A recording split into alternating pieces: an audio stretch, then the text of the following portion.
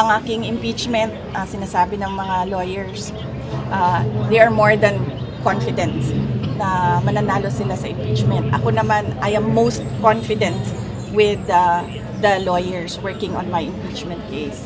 More than confident. Ganito inilarawan ni Vice President Sara Duterte ang kanyang mga abogado sa napipintong impeachment hearing. Ayon sa bise, base sa pakikipagpulong sa kanyang legal team kamakailan, tiwala ang mga ito na mapapanalo nila ang kaso. Hindi na niya idinetalye ang mga paghahanda sa napipintong pagdinig.